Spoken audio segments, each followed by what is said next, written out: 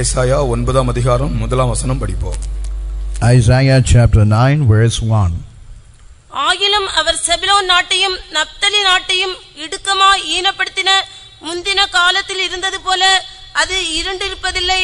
ஏனென்றால் அவர் கடற்கரை அருகிலும் யோர்தான் நதியோரத்திலும் உள்ள புறஜாதியாருடைய கலிலியாவாகிய அத்தேசத்தை பிற்காலத்திலே மகிமைப்படுத்துவார்.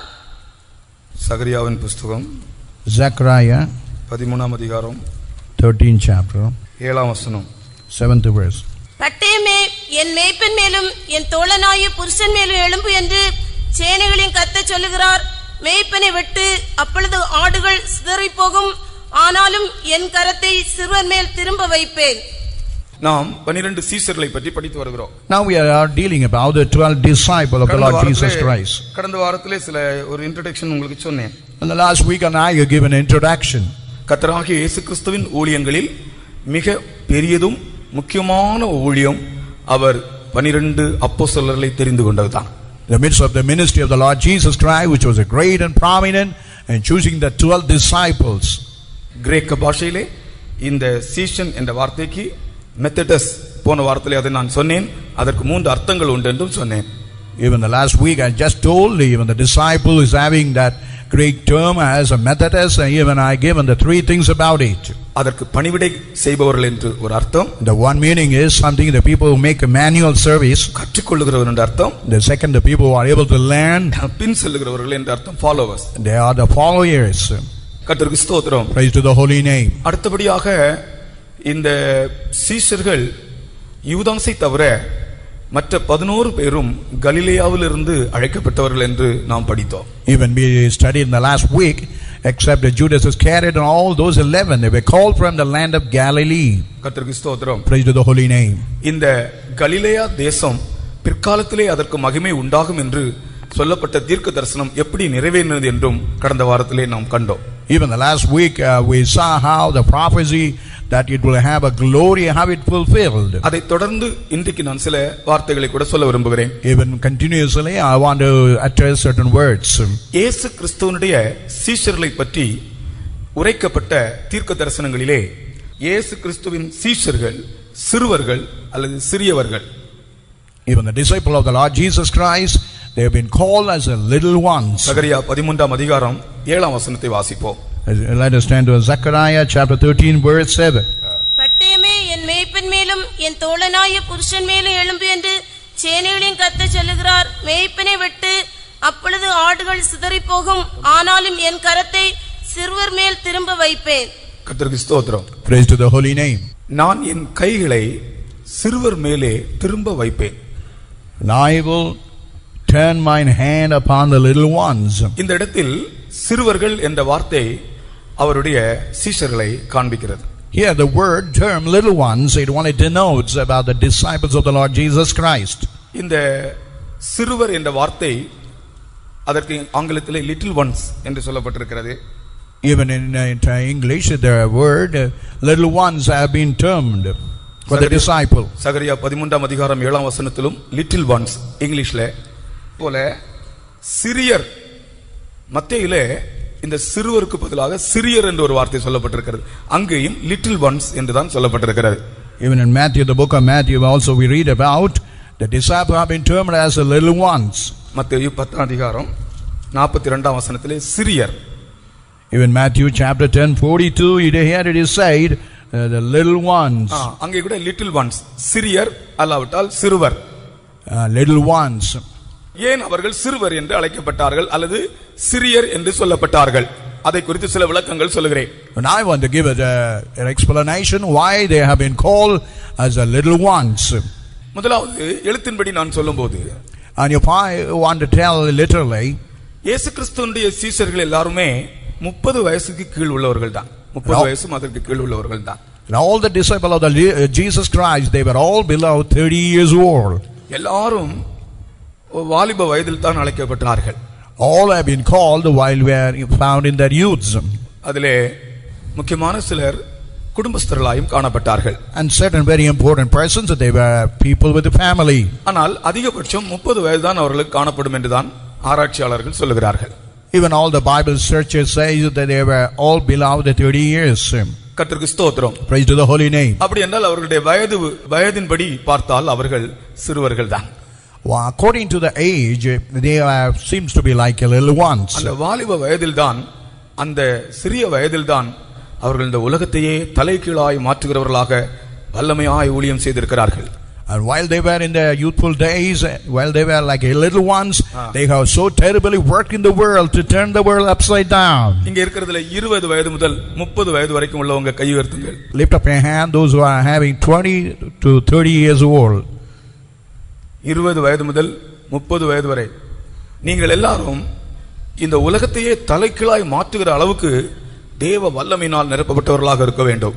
You had to be filled with the power of God so that you may be able to turn the world upside down. சாப்பிடுவதும் குடிப்பதும் உடுப்பதும் வெளியே ஸ்டைலாக நடப்பதும் அல்ல நம்முடைய வாழ்க்கையினுடைய நோக்கங்கள். It's not eating and drinking and walking. It is not our intention and aim of our life. அழைக்கப்பட்டவர்களாய் ஆண்டவரை பின்பற்றி இந்த சுவிசேஷத்தை அறிவித்து உலகத்தை தலைகீழாக மாற்றுவதுதான் நம்முடைய நோக்கமாக இருக்கிறது. And our intention that we have been called and we had to evangelize the intention of the Lord to the world. இரண்டாவது இவர்கள் சிறுவர்கள் என்று அழைக்கப்பட காரணம் என்ன? Secondly, why they have been termed as the little ones? இவர்கள் தாழ்ந்த நிலையிலிருந்து அழைக்கப்பட்டவர்கள். And they have been called from the very low estate. இவர்கள் எல்லாருமே ஒரு நடுத்தரமான அல்லது ஒரு தாழ்மையான நிலைமையிலிருந்து அழைக்கப்பட்டவர்கள். And they all were found in an average, in the middle type of life. Society, even the society, அவர்களுடைய அறிவு, even the knowledge, அவர்களுடைய தொழில், even the profession, அவர்களுடைய சுபாவம், even the nature, இவற்றை அடிப்படையாக பார்த்தால் இவர்கள் தாழ்த்தப்பட்ட நிலைமையில் உள்ளவர்கள் தான். And while you look at all these background, they all look like the people found in the ignoble state. முதலாவது அவர்களுடைய சமூக நிலையை பற்றி சொல்லுகிறேன். அவர்களுடைய society. First of all, I want to tell about the social life in the society. அவர்கள் நான் ஏற்கனவே உங்களுக்கு சொன்னது போல இவர்கள் எல்லாரும் கலிலேயர். As I already told, they were all belong to the land of Galilee. இவர்கள் எல்லாரும் கலிலேயர். And all were being the land of Galilee. தேவதூதன் வந்து அவர்களை அழைத்தது கூட கலிலேயராகிய மனுஷரே என்றுதான் அழைத்தான். And even the angel, when they called them, oh men of Galilee. இந்த கலிலேயாவை பற்றி சில காரியங்கள் கூட நீங்கள் அறியும்படி உங்களுக்கு சொல்லுகிறேன். Even regarding the land of Galilee, I want to know certain thing about it. கலிலேயாவை பற்றி படித்தால், while you learn about Galilee, பூர்வீகமாக இதிலே புறஜாதிகள் தான் குடியிருந்திருக்கிறார்கள். While you look into the former days, only Gentile heathens who were dwelling in that land. ஆனால் அதற்கு பிற்பாடு ஆசேர், நப்தலி, செபுலோன் கோத்திரத்தார் இதிலே குடியேறினார்கள். And after that we can find Asaph, Naphtali and Gideon and all those people, they were able to dwell in this land. புறஜாதிகள் இங்கு அதிகமாக குடியிருந்தபடியால் தான் இது புறஜாதியாருடைய கலிலேயா என்று அழைக்கப்பட்டது. As the Gentiles were living much in the land, it was called the Galilee of the Gentiles. பிற்பாடு ஆசேர், நப்தலி, செபுலோன் கோத்திரத்தார் இதிலே குடியேறினார்கள். Asaph, Naphtali, Zebulun, all those were dwelling in this place. நாளடைவில் என்ன நடந்தது தெரியுமா? And after due course, what happened now? யூதர்கள் புறஜாதியாரோடு கலந்து கொண்டார்கள். Even the Jewish people were able to mix with the Gentiles, the heathens. ஆகையால் இவர்களுடைய பாஷை ஒரு கலந்த பாஷையாக மாறிவிட்டது. That's why the language became a mixed language. அவர்கள் யூத பாஷைக்கும் இந்த கலிலேயர் பேசுற பாஷைக்கும் கொஞ்சம் வித்தியாசம் இருந்தது. Even as the language what the Jewish people had, even what the language the Galilee people had a little difference. அதனால் தான் பேதுருவை குறித்து மார்க் 14ஆம் அதிகாரம் 70ஆம் வசனத்திலே சொல்லப்படும் பாஷை அதை வெளிப்படுத்துகிறது என்று சொல்கிறார்கள். And that's why in Mark the Gospel chapter 14:70 they say your language itself is betraying that. அவன் மறுபடியும் மறுதலித்தான். சற்று நேரத்துக்கு பின்பு மறுபடியும் அருகே நிற்கிறவள் பேதுருவை பார்த்து, மெய்யாகவே நீ அவள் ஒருவன், நீ கலிலேயன், உன் பேச்சு அதற்கு ஒத்திருக்கிறது என்றார்கள். உன் பேச்சு அதற்கு ஒத்திருக்கிறது என்றார்கள். Now they say your words is something equal to that. கலிலேயனாய் இருந்தபடியினால், as he was happened to be a Galilean, அவர்கள் அந்த கலப்பு பாஷை, and they had a mixed language. அந்த பாஷையிலேயே அவர்கள் கலிலேயன் என்று கண்டுபிடிக்கிறார்கள். Only through the language itself they were able to identify that he was a Galilean. கலிலேயர் பொதுவாக நாகரிகமற்றவர்கள் என்று அழைக்கப்பட்டார்கள். Even Galilean were in those days were called uncivilized. யூதர்கள் கலிலேயர்களை நாகரிகமற்றவர்களாக எண்ணினார்கள். Even the Jewish people considered the Galileans as uncivilized. கலிலேயாவிலும் யூதர்கள் இருந்தார்கள், ஆனால் அவர்கள் நாகரிகமற்றவர்கள் என்று எண்ணப்பட்டார்கள். Even in Galilee there were some Jewish people, they were called as uncivilized. அது மட்டுமல்ல, இங்கிருந்து தீர்க்கதரிசிகளே எழும்புவதில்லை என்றுதான் ஒரு பொதுவான ஒரு கருத்து இருந்து வந்தது. And they had a general opinion, no prophets will rise from this land. இது அவர்களுடைய ஆவிக்குரிய உணர்ச்சியற்ற ஒரு நிலைமையை காண்பிக்கிறது. It all speaks about the spiritual where they had no emotion. அப்ப இந்த சூழ்நிலையில் தான் கலிலேயா காணப்படுகிறது. Well, in these circumstances the Galilee seems to be appearing. எல்லா விதத்திலும் அவர்களுடைய சமூக நிலைமையிலே அவர்கள் தாழ்த்தப்பட்ட ஒரு அனுபவம்.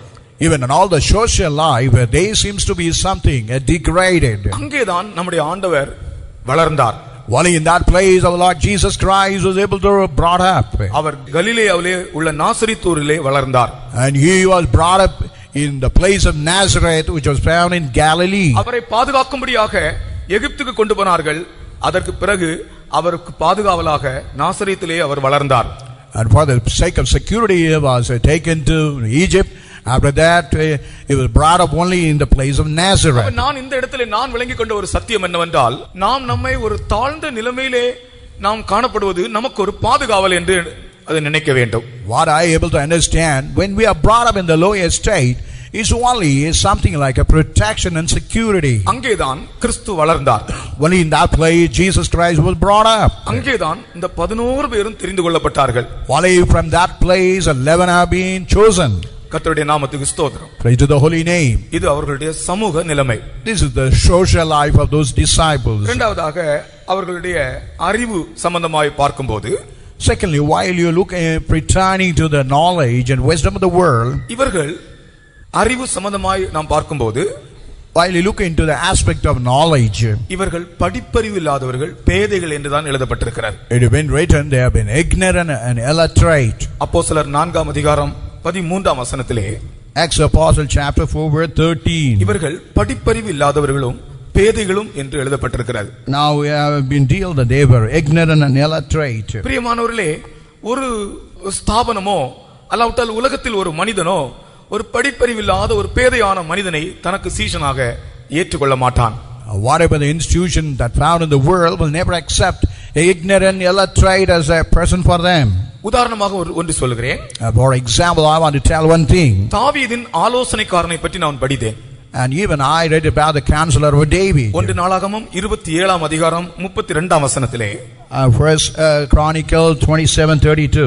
தாவீதின் ஆலோசனைக்காரனை பற்றி படித்தபோது, Now while you look into the counselor of David, அவன் புத்தியும் படிப்பும் உடையவனாக இருந்தான்.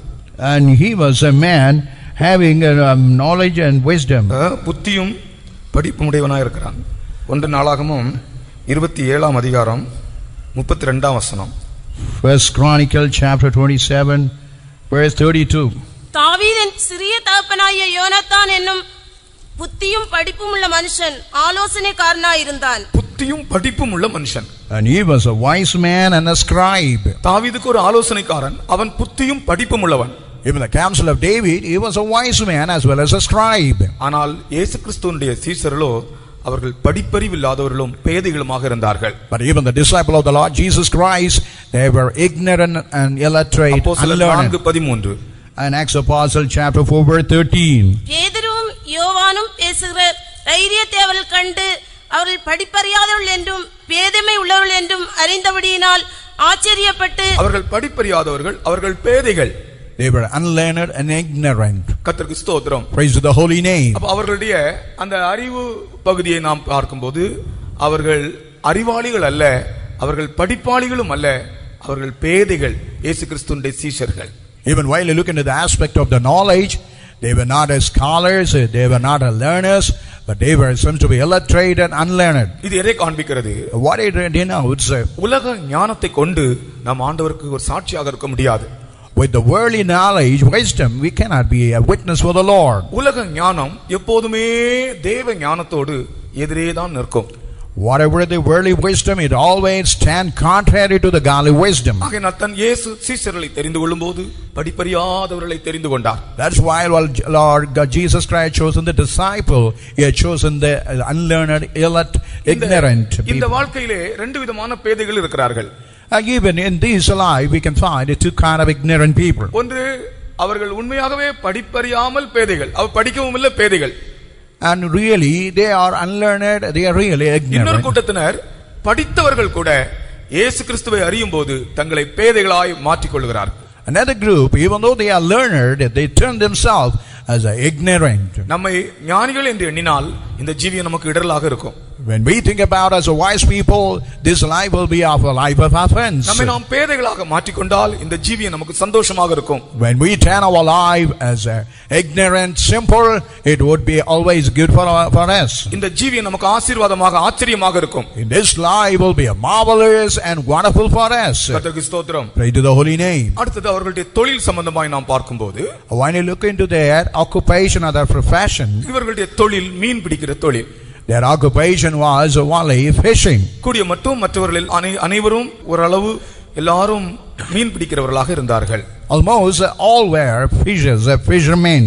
மத்தேயு 4:18 போன வாரத்தில் அதை நாம் படித்தோம். And we saw the last week in Matthew 4:18. அவர்கள் மீன் பிடித்துக் கொண்டிருக்கும் போது, And while they were fishing, மீன் பிடிக்கிற தொழில் என்று சொன்னாலே தொழில் சம்பந்தமாய் பார்க்கும்போது அது ஒரு தாழ்மையான ஒரு தொழில்தான். while you look into the aspect of occupation or profession, it is something a ignoble profession. கர்த்தருக்கு ஸ்தோத்திரம். Praise to the holy name. அப்ப அவருடைய தொழில் சம்பந்தமாய் கூட அவர்கள் ஒரு எளிமையானவர்கள். Even on the aspect of the profession, they were so simple and so ignorant. இனி அவர்களுடைய சுபாவம் சம்பந்தமாய் பார்க்கும்போது, When you look into the aspect of their nature, இயேசு அவர்கள் ரெண்டு பேருக்கு இடிமுழக்கத்தின் மக்கள் என்று பெயர் கொடுத்தார். and even the Lord Jesus Christ has given the name as the people of lightning. Mark 3:17 சொல்லுகிறது, Mark 3:17 it says, அவர்களுடைய சுபாவத்தை பார்த்து இயேசு அவர்களுக்கு இடிமுழக்கத்தின் மக்கள் என்று பெயரிட்டார். and looking into their nature, and he called them as the sons of the thunders. காரணம், அவர்கள் கோபம், பழிவாங்குதல் போன்ற சுபாவமுடையவர்களாக இருந்தார்கள். And they had wrath, and they had a revenging and retaliatory spirit. அது மட்டுமல்ல, பயம், பொறாமை, அவிசுவாசம் போன்ற சுபாவங்களும் அவர்களில் இருந்தது. And they had a fear, and they had a envy, and also fear in the life. சுபாவத்தின் அடிப்படையில் கூட இயேசு செலக்ட் பண்ணும்போது பாருங்க, கோபப்படுறவன், முன்கோபி, பயம், அவிசுவாசம், பொறாமை, பழிவாங்குற ஆவி, இப்படி உள்ளதான சுபாவம் உள்ள ஆட்களைத்தான் ஆண்டவர் தனக்கு சீஷர்களாக தெரிந்து கொள்கிறார். Even the Lord God is choosing those disciples, the people having that weak characters like anger, unbelief, retaliatory spirit and fear. ஆண்டவருடைய செலக்ஷன் பாருங்க எப்படி இருக்கிறது. See the choice of the Lord Jesus Christ. அதான் ஆண்டவருடைய சர்வ வல்லமை. That is the omnipower of God. ஆனால் ஒன்று நீங்கள் மனதில் வைத்துக் கொள்ள வேண்டும். But one thing you had to keep it in our heart. Pentecost நாளுக்கு பிறகு, after the Pentecostal experience, பரிசுத்த ஆவியை பெற்ற பின்பு, after they received the Holy Spirit, யாருக்கு கோபம் உள்ளவர்கள் என்று ஆண்டவர் பெயரிட்டாரோ, இடிமுழக்கத்தின் மக்கள் என்று பெயரிட்டாரோ, அவர்கள் அன்பின் அப்போஸ்தலர்களாய் மாறினார்கள். and whoever God turned them as the sons of thunders, and God had turned them as the loving disciples. அன்பின் அப்போஸ்தலர்களாய் மாறினார்கள். And they have been turned as a loving apostles. அவர்கள் தங்களுடைய நிருபத்தில் அன்பை பற்றி தான் எழுதுகிறார்கள். And while they were writing in the epistle, they were only writing about the love. கர்த்தருக்கு ஸ்தோத்திரம். Praise to the holy name. இந்த உலகத்தில் தன்னுடைய சுவிசேஷத்தை பிரசங்கிக்கும்படியாக, Only upon this earth to evangelize about this gospel. இந்த உலகத்தில் தன்னுடைய சத்தியத்தை ஸ்தாபிக்கும்படியாக, Only upon the earth to establish his truth. இந்த உலகத்தில் தனக்கு சாட்சியாக இருக்கும்படியாக, Only upon the earth to keep them as his witness. ஆண்டவர் தெரிந்து கொண்ட தன்னுடைய சீஷர்கள் அனைவரும் சிறுவர்கள் என்று அழைக்கப்பட்டார்கள். And whoever the disciple chosen by the Lord Jesus Christ, they have been turned as the little ones. அல்லது சிறியர்கள் என்று அழைக்கப்பட்டார்கள். Or else we can say they have been called as the little ones. மேய்ப்பனை வெட்டுவேன், Even I will smite the shepherd, ஆடுகள் சிதறி போகும், and all the flock and sheep will be scattered. ஆனால் என் கையை திரும்பவும் சிறுவர்கள் மேல் வைப்பேன். And I will keep my hand upon the little ones. இந்த சிறுவர்கள் எதற்காக? Why these little ones are required? இந்த சிறியர்கள் எதற்காக? For what purpose these little ones are required? சபையிலே ஒரு கூட்டம் சிறுவர்களை உருவாக்கும்படியாக, Only to create one group of little ones in the church. கர்த்தருக்கு ஸ்தோத்திரம். Praise to the holy name. அவர்கள் இப்படிப்பட்ட தாழ்மை உடையவர்கள், தேவ கிருபை பெற்று ஊழியம் செய்தபடியினால், As they are having this kind of humility, getting the grace of God and able to do the ministry, அவர்கள் எந்த சுவாபத்திலிருந்து விடுதலை அடைந்தார்களோ அதே போல அதே சுவாபத்தில் உன்னையும் விடுதலையாக்கும்படி அவர்கள் ஊழியம் செய்கிறார்கள். And what the nature they have been delivered, they are doing the ministry so that you might also be delivered from that kind of evil characters. பேதுரு மறுதலிக்கிறவன். Even Peter was a man denying Christ. உனக்குள்ளே கூட சில மறுதலிக்கிற சுபாவங்கள் உண்டு. Sometime you may have even the denying experience. சந்தர்ப்பம் வரும்போது எனக்கு தெரியாது என்று சொல்லுகிற ஒரு ஆவி உனக்குள் இருக்கிறது. You may have a spirit and during the circumstances saying that I never know it. அந்த மறுதலிக்கிற ஆவியை உன்னை விட்டு நீக்கும்படியாக மறுதலிக்கிற சுபாவம் உள்ள ஒருவனை கர்த்தர் சீஷனாக தெரிந்து கொள்கிறார். That you may be delivered from that kind of denying spirits. God is choosing a disciple who is having that kind of denying spirit. அபிஷேகம் பெற்ற பின்பு அவன் மறுதலிக்கிறவனாய் அல்ல, ஆயிரக்கணக்கான யூதர்கள் மத்தியிலே சொல்லுகிறான், நீங்கள் சிலுவையில் அறைந்த அந்த இயேசுவை தேவன் எழுப்பினார், அதற்கு நாங்கள் சாட்சிகள் என்று சொல்லுகிறான். And even those denying disciple whom you have crucified, God had made as a witness for that. அதற்கு ஸ்தோத்திரம். Praise to the holy name. அதுபோல பொறாமை, பயம், இப்படிப்பட்ட சுபாவங்கள் நமக்குள் இருக்கிறது. அந்த சுபாவத்திலிருந்து நம்மை விடுதலையாக்கும்படியாக பொறாமை, பயம் உள்ளதான அந்த சுபாவம் உள்ள சீஷர்களை கர்த்தர் தெரிந்து கொண்டார். When we are having fear and envy, wanting to deliver from that kind of evil characters, God had chosen the disciples having some kind of fear and envy. அவர்கள் பயந்தார்கள். And they had a great fear. அவர்கள் பொறாமை கொண்டார்கள். And they had an envy. ஆனால் அபிஷேகத்துக்கு பிறகு பொறாமை இல்லை. And after they had anointing of the Holy Spirit, they did not have that kind of envy. அந்த சீஷர்களிடத்தில் அந்த சுபாவமே இல்லை, எல்லாம் மாறி போயிற்று. What they had in the previous day that had completely been changed. அப்ப ஏன் இயேசு அப்படிப்பட்டவர்களை தெரிந்து கொண்டார்? But why God, Jesus Christ, had chosen the kind of disciples? சபையில பொறாமை உள்ளவன் இருக்கிறான். And even in the midst of the church, there are people with the envy. சபையில பயந்தவன் இருக்கிறான். And even the very fearful people are found inside the church. அந்த பயந்தவனையும் அந்த பொறாமை பிடித்தவனையும் அவனை கிறிஸ்துவை போல மாற்றும்படியாக அப்படிப்பட்ட சுபாவம் உள்ளவர்களை அழைத்து அபிஷேகம் பண்ணி அவர்களில் இருந்த அந்த சுபாவத்தை நீக்கி அவர்களை ஊழியக்காரர்களாக கர்த்தர் மாற்றுகிறார். And the people who are having the kind of envy and fear, and God had chosen the kind of disciples so that to deliver them from that kind of evil natures. கர்த்தருக்கு ஸ்தோத்திரம். Praise to the holy name. சிலர் அவிசுவாசம் உடையவர்களாக இருந்தார்கள். Some people had unbelief. சிலர் சந்தேகப்பட்டார்கள். And some had doubts. சந்தேகப்பட்டதான தோமா அப்போஸ்தலன் தான் இந்தியாவுக்கு அப்போஸ்தலனாக வந்தார். Even the doubting Thomas became an apostle of India. ஆனால் பரிசுத்த ஆவிக்கு பிறகு சந்தேகப்படவில்லை. After getting the anointing of the Holy Spirit, they never had a suspicion or doubt in their heart. அபிஷேகத்தை பெற்ற பிறகு அவர்களுக்குள் இந்த சுபாவங்கள் இருந்ததாக நாம் பார்க்கிறதே இல்லை. After getting the Holy Spirit, we could never see they had such kind of evil natures. தான் இயேசு சொன்னார், பரிசுத்த ஆவி உங்களிடத்தில் வரும்போது நீங்கள் பலன் அடைந்து எனக்கு சாட்சிகளாக இருப்பீர்கள். That's why the Lord Jesus Christ told, when the power come upon you and you will be strengthened and you'll be witness for me. பரிசுத்த ஆவி உங்களிடத்தில் வரும்போது நீங்கள் பலன் அடைந்து எனக்கு சாட்சிகளாக இருப்பீர்கள். When the Holy Spirit come upon you, you will be strengthened and you shall be witness for me. கர்த்தருக்கு ஸ்தோத்திரம். Pray to the holy name. அபிஷேகம் வந்த பிறகு எந்த சுபாவத்திலே இவர்கள் தோல்வியா இருந்தார்களோ அந்த சுபாவத்திலே இவர்கள் சாட்சியாக மாறினார்கள். While God the anointed of the Holy Spirit, what a nature they had a defeat, the same nature they are able to be a victorious. கர்த்தருக்கு ஸ்தோத்திரம். Praise to the holy name. சந்தேகப்பட்ட தோமாவுக்கு இனி சந்தேகமே இல்லை. That Thomas who had a doubt no longer will have that kind of doubts or suspicion. அவர்களை பற்றி ஒவ்வொருவரை பற்றி நான் இனி உங்களுக்கு பைபிள் ஸ்டடி எடுக்கும்போது அவர்களுடைய சுபாவங்களை பற்றி நான் தெளிவாக சொல்லுகிறேன். And even while I take every one of the disciples, I will tell clearly about the nature. அவர்கள் சிறுவர்கள், அதாவது தாழ்த்தப்பட்டவர்கள், தாழ்ந்தவர்கள், அதாவது அவர்களுடைய சமூக நிலைமையிலும் அவர்களுடைய அறிவிலும் அவர்களுடைய தொழிலிலும் அவர்களுடைய சுபாவ ரீதியிலும் அவர்கள் மிகவும் தாழ்மையானவர்கள்.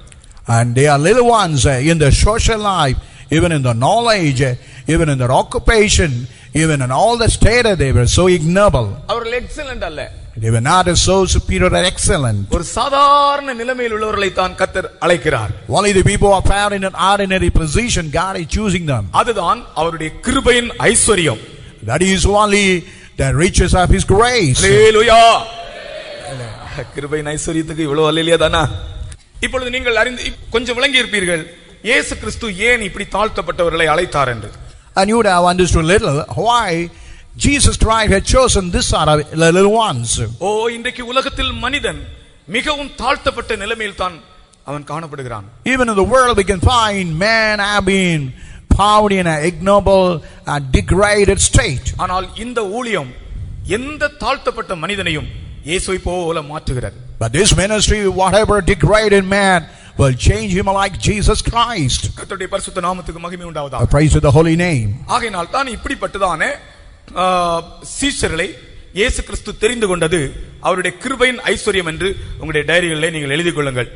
And it is only the riches of grace have made the disciples of those ignoble state to be chosen for the ministry. Write it down in your diary. அடுத்ததாக அவர் 12 பேரை தெரிந்து கொண்டார். And actually we could find he had chosen the 12. அந்த சீஷர்களுடைய Lakkam 12. Even the number of the disciples were 12. சில ஆராய்ச்சியாளர்கள் இந்த 12 என்கிற எண்ணிக்கையை சில விஷயங்களில் முக்கியப்படுத்துகிறார்கள். Even some researchers, scholars, the number 12 they give importance. சில ஆராய்ச்சியாளர்கள் சொல்லுகிறார்கள் இந்த 12 என்பது ஒரு உலக எண் என்று சொல்லுகிறார்கள். Even some scholars they say the number 12 it is a worldly number. திரித்துவம் 3, திரித்துவத்தின் 4 மடங்கு 12. And even the triunity is 3, 4 into 3 it is called 12. அது மட்டுமல்ல, இந்த 12ஐ அந்த நாட்களிலே அரசாங்க எண்ணாக கூட உபயோகித்திருக்கிறார்கள்.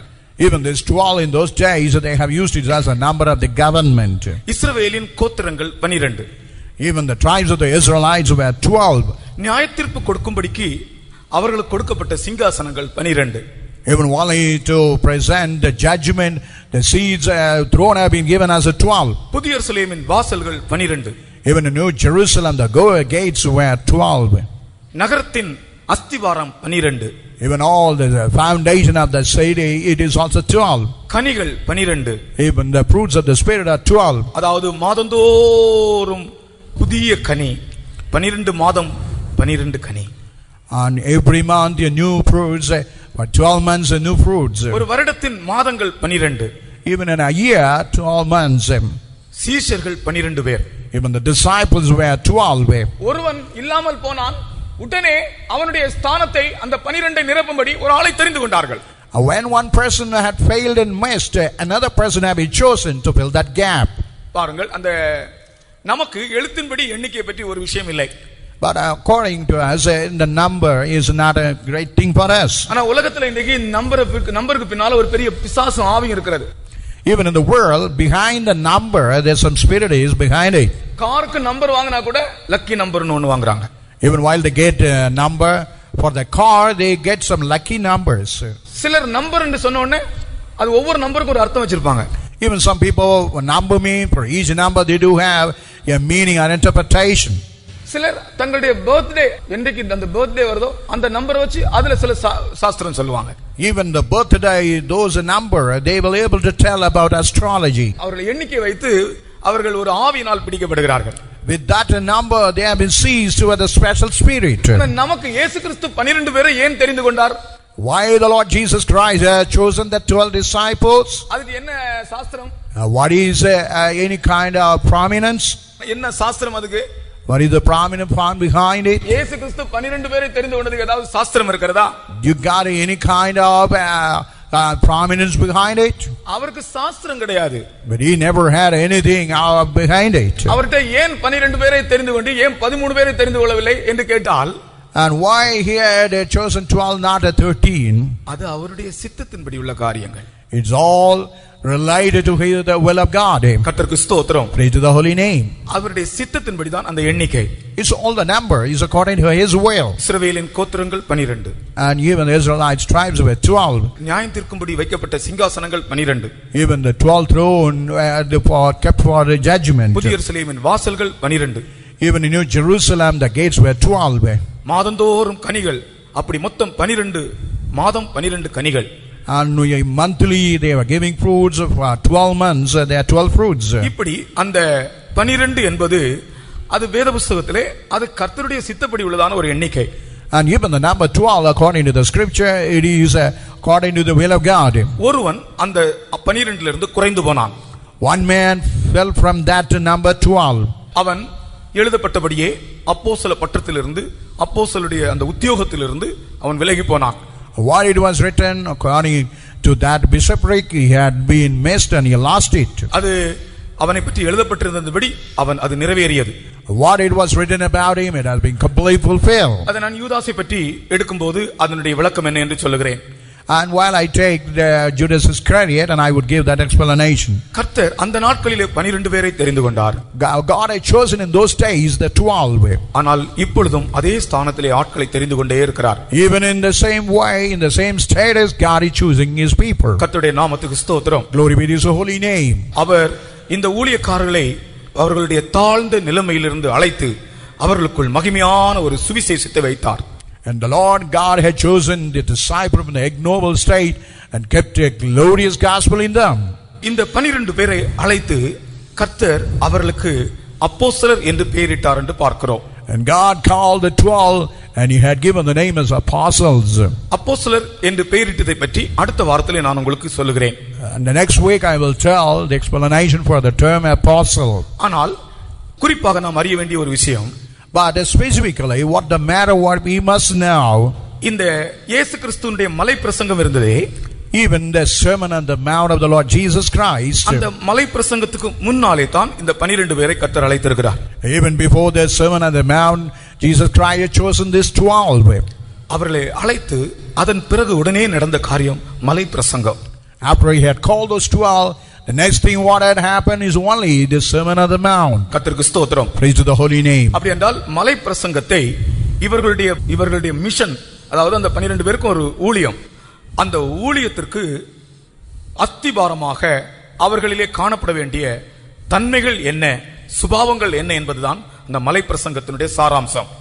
While I look into the theme of the sermon on the mount, how they had to be like a missionary, as how they had to minister for the Lord, it's only the theme about that sermon on the mount. இயேசு கிறிஸ்துவினுடைய ஊழியம் செய்ய வருகிற யாரா இருந்தாலும் இந்த மலை பிரசங்கத்தில் சொல்லப்பட்டிருக்கிற அந்த சத்தியத்தின் சாராம்சங்கள் இல்லாதவர்களாக இருந்தால் இந்த ஊழியம் அவர்களுக்கு சக்சஸ்ஃபுல்லா இருக்காது, ஜெயமாக இருக்காது. And whosoever come to do the ministry for the Lord Jesus Christ, if they do not have the essence of the sermon on the mount, the ministry will never be productive. It will never bring a good consequence. இயேசு கிறிஸ்து இந்த மலை பிரசங்கத்தை செய்வதற்கு சற்று முன்புதான் இந்த 12 பேரை தெரிந்து கொள்கிறார். And Jesus Christ is choosing, making the sermon on the mount before choosing the 12. கர்த்தருக்கு ஸ்தோத்திரம். Praise the holy name. அவர்களை அழைத்த பின்பு, after He had called those 12, அவருடைய அடிப்படை கொள்கை என்ன என்றுதான் இந்த மலை பிரசங்கம் தெரிவிக்கிறது. on what He had, the foundation, the radical principle, it only revealed in the mountain on that sermon on the mount. உலகத்தை பார்த்தால் ஒவ்வொரு கட்சிக்கும் ஒவ்வொரு கொள்கை இருக்கிறது. Even in the world, for every political party, they do have a principle. அதுபோல இயேசு கிறிஸ்துவினுடைய சீஷர்களுடைய கொள்கை என்ன என்பதை வெளிப்படுத்துகிற வசனங்கள் தான் மலை பிரசங்கம். And the sermon on the mount, it's only revealed about what were the principle of the disciples of Jesus Christ. கர்த்தருக்கு ஸ்தோத்திரம். Praise to the holy name. ஆவியில் எளிமை உள்ளவர்கள் பாக்கியவான்கள். And the people who are blessed are the poor in the spirit. முதலாவது அவர்களுக்கு அவர் சொல்லிக் கொடுக்கிறது ஆவியில் எளிமையை தான். And first what He was teaching, that they had to be poor in the spirit. அருமையான ஊழியக்காரர்களே, விசுவாசிகளே, இயேசு கிறிஸ்துவினுடைய சீஷர்களுடைய கொள்கை இதுதான், ஆவியில் எளிமை உள்ளவர்கள் பாக்கியவான்கள். Oh dear beloved, the principle of the disciple, that they are to be poor in the spirit. துயரப்படுகிறவர்கள் பாக்கியவான்கள், அவர்கள் ஆறுதல் அடைவார்கள். Blessed are they that mourn, therefore they shall be comforted. கர்த்தருக்கு ஸ்தோத்திரம். Praise to the holy name. துயரத்தில் ஆறுதல் அடைகிறவர்கள், In the midst of the mourning are sorrowful, that they get a comfort. அதே போல சபையும் அப்படித்தான், துயரம் வந்தாலும் துயரத்தில் ஆறுதல் உண்டு. Even the church, in the midst of the sorrow, they will have a comfort. கர்த்தருக்கு ஸ்தோத்திரம். Praise to the holy name. துயரப்படுகிறவர்கள் பாக்கியவான்கள், அவர்கள் ஆறுதல் அடைவார்கள். Blessed are they that mourn, for they shall be comforted. அவங்க 12 பேரை அழைத்த பிறகு அவங்களுடைய கொள்கையை படிப்பிக்கிறார் பாருங்க ஆண்டவர். After choosing thus 12, the Lord Jesus Christ is teaching about the principle. நான் சொல்றேன், பெந்தேகோஸ்தே சபைக்கு வந்தா முதலாவது பெந்தேகோஸ்தே சபையினுடைய கொள்கைகளை படிங்க. What I want to say, when you come for the Pentecostal mission, you must learn about the principle of the Pentecostal mission. இந்த மிஷனுடைய கொள்கை என்ன என்று படியுங்கள். You had to learn what is the principle of this mission.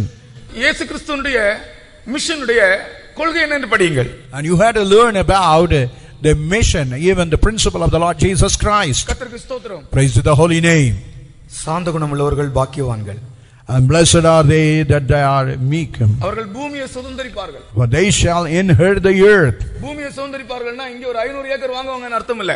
And they will inherit the earth to mean that they will get 500 acres. 1000 வருட அரசாட்சியிலே இந்த பூமி அவர்கள் சுதந்தரிப்பார்கள்.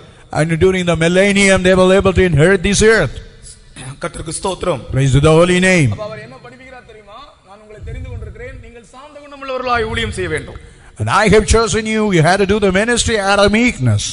சபையை சாந்த குணமுள்ள சபையாய் மாற்ற வேண்டும். And you had to make the church with the meekness. நீதியின் மேல் பசிதாகம் உள்ளவர்கள் பாக்கியவான்கள். Blessed are they which do hunger and thirst after righteousness, அவர்கள் திருப்தி அடைவார்கள். for they shall be filled. அப்ப நீங்கள் நீதியின் மேல் பசிதாகத்தோடு இருக்க வேண்டும். And you must have thirst and hunger for the righteousness. கர்த்தருக்கு ஸ்தோத்திரம். Praise to the holy name. ஒரு அநீதி கூட உங்களுக்குள்ள இருக்க கூடாது. You must never have a single unrighteousness. ஒரு சிறிய அநீதி கூட இருக்க கூடாது. Even the little unrighteousness never be seen in your life. அப்ப அவங்க ஊழியக்காரங்க கொள்கை பாருங்க சொல்லி கொடுக்கிறார். ஒரு அநீதி சிறிய அநீதி கூட இருக்க கூடாது. And he was telling about the principle to those disciples that even the little unrighteousness never be seen in them. Pastor PM Thomas ஊழியக்கார கூட்டத்துல ஒரு எக்ஸாம்பிள் சொன்னார். Even Pastor P. and Thomas in their workers meeting was citing one example. அந்த பழைய காலத்துல ராஜாக்கள் நியாயம் தீர்க்கும்போது சிங்காசனத்துல உட்கார்ந்து இருப்பாங்களாம். அவங்க தலைக்கு மேல ஒரு பட்டயம் அப்படியே கட்டி தொங்க விடப்பட்டிருக்குமா. இவர்கள் நியாயஸ்தானத்தில் உட்கார்ந்து நியாயம் தீர்க்கும்போது அநீதியாக ஏதாவது நியாயம் தீர்த்தால் அந்த கட்டி தொங்க விடப்பட்டிருக்கிறதான பட்டயம் தானாகவே அருந்து அந்த ராஜாவினுடைய தலையில விழுமா. Even used to say the king was seated to deliver the judgment. While he was delivering the judgment, if you do it unrighteously, even the sword which has been made to hang upon his head, automatically it will be snapped and fall upon his head. Kannagi சரித்திரம் அது ஒரு அந்த சரித்திரமா இருந்தா கூட அந்த ராஜா சொல்றான் பாத்தீங்களா, கடைசில அவன் செய்து தப்பு என்று உணர்ந்த உடனே ஆராயாமல் தீங்கு விளைத்த யானோ அரசன், யானே கள்வன், என் ஆயுள் இன்றே கெடுக என்று சொல்லி அவன் சிங்காசனத்தின் கீழே விழுந்து சாகுறான். Even when he had really made properly judged Kannagi, and finally he was saying, am I a king who had judged unrighteously? Let me die, and he fell and died. அப்போ இயேசு கிறிஸ்து தன்னுடைய அந்த மிஷனரிஸ் அவர்களுக்கு சொல்லிக் கொடுக்கிற கொள்கை, அந்த மலை பிரசங்கத்தை நான் சொல்கிறேன், சீஷர்களுக்கு அவர் கற்றுக் கொடுத்த கொள்கை, அந்த கொள்கை என்னவென்றால் நீதியின் மேல் பசிதாகமாக இருங்கள். And even Jesus Christ was teaching about the principle. What was that principle? That they must have hunger and thirst for the righteousness. இரக்கமுள்ளவர்கள் பாக்கியவான்கள். Blessed are the merciful, அவர்கள் இரக்கம் பெறுவார்கள். for they shall obtain mercy. இந்த ஊழியம் இரக்கத்தின் ஊழியம். This ministry is out of mercy. நான் உங்களுடைய குவாலிஃபிகேஷனை வைத்து உங்களை நான் தெரிந்து கொள்ளவில்லை. I never have chosen because of the qualification. என்னுடைய இரக்கத்திலும் என்னுடைய தயவிலும் உங்களை தெரிந்து கொண்டேன். Only because of my mercy and because of my grace I have chosen you. இந்த புதிய ஏற்பாட்டின் ஊழியம் இரக்கத்தை அடிப்படையாய் வைத்து செய்கிற ஊழியம். And this ministry of the New Testament, keeping this mercy as a foundation. இருதயத்தில் சுத்தமுள்ளவர்கள் பாக்கியவான்கள். Blessed are the pure in heart. சுத்த இருதயம் and pure heart, நல்மனசாட்சி, having good conscience, மாயமற்ற விசுவாசம், and having with emulation. நேற்று சாயங்காலம் ஒரு விசுவாசி என்னை கூப்பிட்டிருந்தார். Even in the evening, one believer had called for me. ட்ரெயினுக்கு போக முன்னால வந்து என்னுடைய புக் ஸ்டாலுக்கு ஒன்று ஜெபம் பண்ணிட்டு போங்கன்னு கூப்பிட்டார். Before you board the train, you come to the book stall and pray for that. போய் கொஞ்ச நேரம் இருந்து ஆபீஸ்ல இருந்து அப்புறமா சரி ஜெபம் பண்ணுவோம், டைம் ஆச்சுன்னு சொல்லி ஜெபம் பண்ணுவோம்.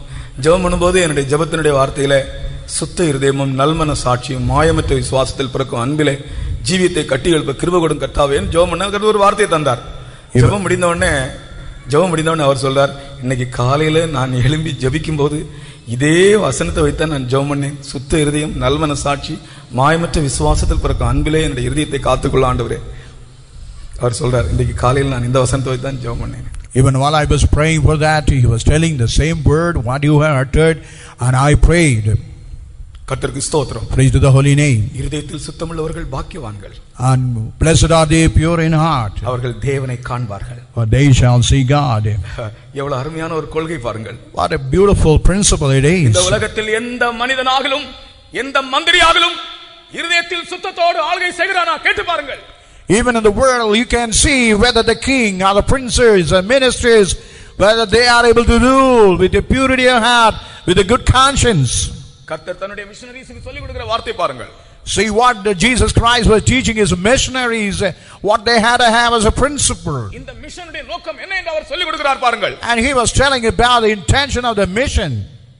இருதயத்தில் சுத்தமுள்ளவர்கள் பாக்கியவான்கள். Blessed are the pure in heart, அவர்கள் தேவனை தரிசிப்பார்கள். for they shall see God. அப்படி என்றால் இந்த ஊழியம் தேவனை தரிசிக்காமல் செய்ய முடியாது. That means without seeing God, no one can able to do the ministry. அதுபோல நாங்கள் சபைக்கும் சொல்லி தருகிறதான உபதேசம், நீங்கள் தேவனை தரிசித்து பழக வேண்டும். What we want to teach to the congregation, you must learn to see, visualize God. உங்கள் ஜீவியத்தில் தேவனை தரிசிக்கிற ஒரு அனுபவம் உங்களுக்கு உண்டா? Even in your life, do you have a life of visualizing, seeing your God? சும்மா அப்படியே வந்து உட்கார்ந்துட்டு போக கூடாது. You should கூட்டத்துக்கு வந்து போகிற விசுவாசிகளா இருக்க கூடாது. You should never come ordinarily and seated and idly going away. சபையை, தேவ ஜனத்தை அவரை தரிசிக்கிறவர்களாய் மாற்றும்படியாகத்தான் இந்த ஊழியக்காரர்கள். அதனால் தான் இந்த ஊழியக்காரர்கள் சுத்த இருதயத்தோடு இருந்து தேவனை தரிசிக்கிறவர்களாக இருக்கிறார்கள். That's why the servant of God with a pure heart, the church and all those people, they must be able to visualize and able to see God. சமாதானம் பண்ணுகிறவர்கள் பாக்கியவான்கள். Blessed are the peacemakers, அவர்கள் தேவனுடைய புத்திரர் எனப்படுவார்கள். for they shall be called the children of God. நீங்கள் யார்? Who are you? நீங்கள் 12 பேரும் யார் தெரியுமா? And who are found among the 12? Peace makers. You are all the peacemakers. சமாதானம் பண்ணுகிறவர்கள். And you are all the makers of peace. கர்த்தருக்கு ஸ்தோத்திரம். Praise to the holy name. இந்த ஊழியத்தினுடைய நோக்கமே சமாதானம் பண்ணுவது. The main aim and intention of the ministry only to make peace. எங்கே சமாதானம் இல்லையோ, wherever there is absence of peace, உடனே போய் அங்க சமாதானம் பண்ணுவதுதான் இந்த மிஷனுடைய நோக்கம்.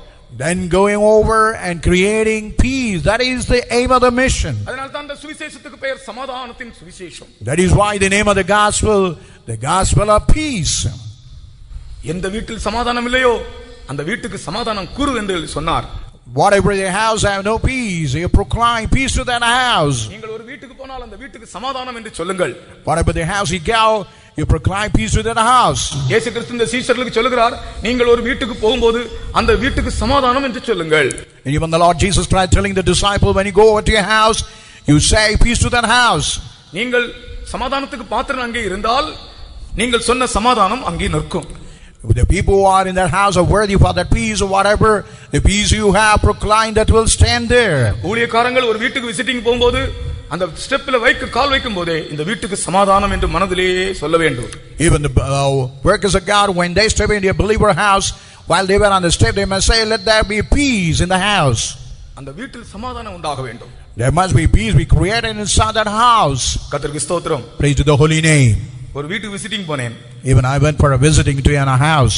வெளியே நிற்கும் போதே புருஷனும் மனைவியும் பயங்கரமான சண்டை போடுற சத்தம் கேட்கிறது. Even while I was standing out and I able to hear the husband and wife, they quarreling bitterly each other. ரெண்டு பேரும் பேசுறாங்க ஈக்குவலா. And even both are equally, they are exchanging hard words. அவரும் நல்லா பேசுறாரு, இவங்களும் பேசுறாங்க, இந்த சிஸ்டரும். And even both are equally exchanging the words together. நான் அப்படியே வராண்டாவுல ஏறி அப்படியே கொஞ்ச நேரம் உட்கார்ந்திருந்தேன். And even I was just got into the veranda and silently I was passively waiting. அவங்க சண்டை போட்டு வெளியே வந்தாங்க. And after they had quarreled each other, they came out of the room. நான் உட்கார்ந்திருக்கிறதை பார்த்தார்கள். And they saw that I had been seated in the veranda. அந்த புருஷன் அப்படியே என்னுடைய கால்ல விழுந்துட்டார். Even that husband just he fell down my feet. Pastor, நீங்கள் என்னுடைய வீட்டுக்கு விசிட்டிங் ரொம்ப நாளா வரல, அதனால தான் எங்களுக்குள்ள சமாதானக்கேடு உண்டாயிற்று. Pastor, for a very long days you never came for visiting. That's why we had a peaceless state within us. அது என்ன நடந்தது என்றால் அந்த மனைவி புருஷனுக்கு விரோதமா ஒரு தப்பு பண்ணிட்டாங்க. And even that wife against her husband, she did something evil. Our அழுறார். And he was crying out. ரெண்டு பேரும் அழுறாங்க. Even both of them joined together, they were making weeping. கடைசில நான் கொஞ்ச நேரம் அவர்களை விசாரித்தேன். And finally I just inquired all those matters. கடைசில அவர்கள் அந்த சகோதரி தன்னுடைய தவறை ஒத்துக்கொண்டார்கள்.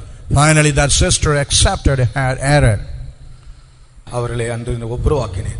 Then I was able to make them to reconcile each other. தேவனுடைய சமூகத்தில் அவர்கள் பண்ண தீர்மானத்தில் அவர்கள் இன்றைக்கு வரைக்கும் உண்மையாக இருக்கிறார்கள். அதற்கு பிறகு அவர்கள் ரெண்டு பேருக்குள்ளே எந்த பிரச்சனையுமே இல்லை. இப்ப கிட்டத்தட்ட ஒரு 16 வருஷம் இருக்கும் என்று நினைக்கிறேன். அந்த 16 வருஷங்களாக அவர்கள் ரெண்டு பேருக்குள்ளால எந்த பிரச்சனையுமே இல்லை. Even in the presence of God, they made a good reconciliation and determination. Even past 16 years, they have no problem. They have no trouble between them. நீங்கள் ஒரு வீட்டுக்கு போகும்போது அந்த வீட்டுக்கு சமாதானம் சொல்லுங்கள். இந்த சமாதானம் என்று சொல்வது இந்த மிஷனுடைய கொள்கை. Even whatever the house you visit, you proclaim peace. The aim of the mission is to proclaim peace to any house. மலை பிரசங்கத்துக்கு முன்பாகத்தான் அவர்களை தெரிந்து கொள்கிறார். Only before the Sermon on the Mount, he's choosing those 12 disciples. மலையிலே கொண்டு போய் அவர்களுடைய கொள்கை என்ன என்று அவர்களுக்கு கற்றுக் கொடுக்கிறார். And he was taking to the mountain and teaching them what is the principle and the teaching about it. நீதி நிமித்தம் துன்பப்படுகிறவர்கள் பாக்கியவான்கள். Blessed are which are persecuted for righteousness' sake. கர்த்தருக்கு ஸ்தோத்திரம். Praise to the holy name. நீதி நிமித்தம் துன்பப்படுகிறவர்கள் பாக்கியவான்கள். Blessed are they which are persecuted for righteousness' sake. ஆகையால் தான் அவர்கள் எல்லாரும் துன்பப்படுத்தப்பட்டு மரித்தார்கள். That's why they all been persecuted and tortured. Finally, they saw death. நான் இன்றைக்கு சொன்ன விஷயம் என்னவென்றால், What the matter I want to tell today, இயேசு 12 சீஷர்களை அழைத்து Jesus Christ is calling the 12 disciples. அவர்களுடைய கொள்கை என்ன என்று சொல்லிக் கொடுத்தார். And he was teaching them what were their principles. இன்னும் அவருடைய பிரதிஷ்டைகளை குறித்து நான் பின்னாலே சொல்லுகிறேன். Let me tell about their consecration in the latter days. முதலாவது மலை பிரசங்கத்தில், First of all, a Sermon on the Mount. அந்த மலை பிரசங்கத்தினுடைய கொள்கை ஊழியக்காரர்களுக்குள் வரும்போது அது சபைக்குள்ளும் பிரதிபலிக்கிறது. When the Sermon on the Mount come inside the workers, even the same thing will be reflected in the church and church believers. கர்த்தர் நமக்காக அன்றைக்கு சீஷர்களை அழைத்து வேறு விரித்திருக்காவிட்டால் நம்மை நடத்துவது யார்? If the Lord Jesus Christ never called and separated, who would be guiding and who would be leading our life? சாதாரண நிலைமையில் இருந்த ஆட்களை உலகத்திலேயே மிகவும் உயர்ந்த மனுஷராக மாற்றின இயேசு கிறிஸ்துவின் கிருபையின் ஐஸ்வரியத்தை நினைத்து அவரை துதிப்போமாக. And the Lord God who called them from the ignoble state and exalted to the very prominent place, let's think about the grace of the Lord Jesus Christ and praise Him. உலகத்தில் மிகுந்த தாழ்ந்த ஒரு சமுதாயத்திற்பட்டவர்களை, தாழ்ந்த சுபாவமுடையவர்களை, excellent அல்ல, ஒரு தாழ்ந்த சுபாவம் உள்ளவர்களை அழைத்து இந்த உலகத்திலேயே மிகவும் பெரிய மனுஷராக்கின, பெரிய பரிசுத்தவான்கள் ஆக்கின அவருடைய கிருபையின் ஐஸ்வரியத்தை தியானித்து பாருங்கள். Let's meditate the riches of His mercy, the grace, the people who have found in the ignoble state. Amen. And who had exalted to the very prominent level. எத்தனையோ வருடமாக உனக்குள்ள ஒரு பொல்லாத சுபாவம் உன்னை அலட்டிக் கொண்டே இருக்கிறது. அதை நீ ஜெயிக்க முடியாமல் தவிக்கிறாயே. Even for many long years, and some kind of evil nature is struggling and you are not able to be delivered out. ஆனால் சீஷர்களுக்குள் இருந்த பலவீனமான சுபாவங்கள் எல்லாம் அபிஷேகத்தோடு ஒழிந்து போயின. Whatever the weakness found in the disciple because of the anointing of the Holy Spirit, it all had been vanished away. பயந்தவர்கள் தைரியசாலிகளாய் மாறினார்கள். The people who were covered, they became courageous. சந்தேகப்பட்டவர்கள் விசுவாசித்தார்கள். The doubting people became a people of faith. அவர்கள் கோபப்படுகிறவர்கள் அன்பின் அப்போஸ்தலர்களாய் மாறினார்கள். Even the people who had a wrath and anger, all have became a loving disciple. ஆனால் உன்னுடைய குடும்பத்தை பற்றி என்ன? What about your family? சில பொல்லாத சுபாவங்கள் வருட கணக்காக உங்கள் குடும்பத்தை பிழிந்து நொறுக்கி நசுக்கி எடுத்துக் கொண்டிருக்கிறது. Even some kind of evil nature for many long years have been seized and squeezing you. உன்னுடைய நாகரிகத்திலிருந்து உன்னை விடுவிக்கும்படியாக நாகரிகமற்ற ஊழியக்காரர்களை கர்த்தர் அழைத்தார். Wanting to deliver from all kind of fashion and civilization, God had chosen the uncivilized workers of God. உன்னுடைய style இருந்து உன்னை விடுதலை ஆக்கும்படியாக நாகரிகமில்லாத மனுஷரை தன்னுடைய ஊழியத்திற்காக அழைத்தார். And wanting to deliver you out of all kind of style, He had delivered uncivilized, the workers who have no kind of fashions and civilization. இன்றைக்கு உலக நாகரிகத்துக்குள்ளே அமிழ்ந்து போய் கொண்டிருக்கிறது. Even the whole world is inundated, going under this kind of fashions. கர்த்தராகிய இயேசு கிறிஸ்துவினுடைய சீஷர்கள் நாகரிகமற்ற கலிலேயர். Even all the disciples, they were uncivilized Galileans. எதற்காக? For what purpose? சபையை நாகரிகமில்லாதவர்களாய் மாற்றுவதற்காக. Is only to make the church without civilization of the world. கர்த்தருக்கு ஸ்தோத்திரம். Praise the holy name. விடுதலை அடையுங்கள். You get the deliverance. ஜெயம் பெறுங்கள். You get the victory over. கர்த்தர் இன்றைக்கு இப்படிப்பட்ட ஒரு ஊழியத்தை நமக்கு ஸ்தாபித்திருக்கிறாரே. And the Lord God established this sort of ministry. இயேசு கிறிஸ்துவினுடைய மிஷன் This is எப்படிப்பட்ட விசேஷமானது பாருங்கள். How wonderful the mission of the Lord Jesus Christ. இயேசு கிறிஸ்துவினுடைய மிஷன் எப்படிப்பட்டது பாருங்கள். See how the mission of the Lord Jesus Christ. அவருடைய ஊழியம் எப்படிப்பட்டது பாருங்கள். See how the ministry of the Lord Jesus Christ. அவருடைய ஊழியக்காரருடைய சேவை எப்படிப்பட்டது பாருங்கள். See how the service of the ministers of God. எதற்காக? For what purpose? பெரிய ஜனக்கூட்டத்தை அப்படிப்பட்டவர்களாய் மாற்றும்படியாக. Only make the big multitudes to such a standard. சகோதரனே, Oh dear brothers, சகோதரியே, oh sisters, உன்னை கர்த்தர் மாற்ற முடியும். and God could be able to change you. உன்னுடைய பலவீனமான சுபாவத்தை பற்றி நீ அதைரியப்படாதே. And you need not have a discouragement because of your evil characters. நீ உனக்கு வெளியே போனால் பெரிய மதிப்பு இருக்கிறது. When you go out, you have a good reputation. ஆனால் நாகமானுக்குள்ள ஒரு குஷ்டரோகம் இருந்தது போல உனக்குள்ளே ஒரு தாழ்ந்த தர குறைவான ஒரு சுபாவம் உன்னை அழுத்திக் கொண்டே இருக்கிறது. As Naaman had a leprosy, all kind of ignoble nature seems to be subjecting you, putting you down. ஓ, நீ பயப்படாதே. இயேசு கிறிஸ்து உனக்காக மிஷனரிமாரை ஏற்படுத்தி இருக்கிறார், ஒரு ஊழியக்காரரை ஏற்படுத்தி இருக்கிறார். அவர்களுடைய ஊழியம் உன்னை அப்படிப்பட்ட தரக்குறைவான சுபாவத்தில் இருந்து விடுதலை ஆக்கும்படியாக என்பதை விசுவாசிப்பாயாக. You believe God, Jesus Christ, a church and a mission and missionary, the workers of God, so that they deliver from this kind of ignoble state. Amen.